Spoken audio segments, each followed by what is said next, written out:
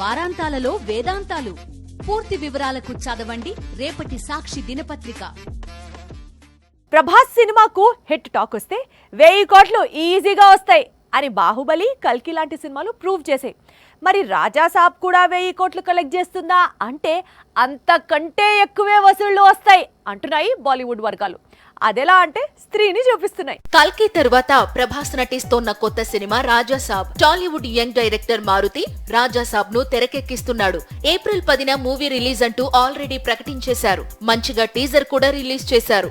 ఇది రాజా సాబ్ అప్డేట్. అయితే రాజా సాబ్ కు బాలీవుడ్ లో ఇప్పుడు దుమ్ము రేపుతోన్న స్త్రీ సినిమాకు లింక్ ఏంటి అంటే, స్త్రీ కలెక్షన్స్ చూసి బాలీవుడ్ ప్రభాస్ కొత్త సినిమా రాజా సాబ్ కు కలెక్షన్స్ వర్షం కురుస్తుందని ఎలా చెబుతుంది అంటే, అందుకు ఒక సింపుల్ క్యాలిక్యులేషన్ ఉంది. బాలీవుడ్ ఈ ఏడాది బాక్సాఫీస్ హిట్స్ లిస్ట్ తీస్తే అందులో హారర్ కామెడీ సినిమాలే ఎక్కువ.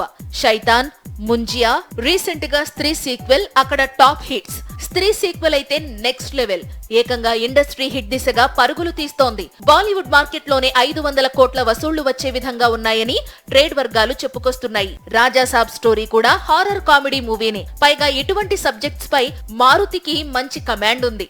సో రాజా సాబ్ కు ఏమాత్రం నార్త్ మార్కెట్ లో పాజిటివ్ టాక్ వచ్చినా ఒక్క హిందీ ఇండస్ట్రీలోనే ప్రభాస్ సినిమా 500 కోట్లకు పైగా వసూళ్లు అందుకోవడం ఖాయం. దాంతో ఓవరాల్ కలెక్షన్స్ కల్కిని దాటినా ఆశ్చర్యం లేదని బాలీవుడ్ వర్గాలు అంచనా వేస్తున్నాయి.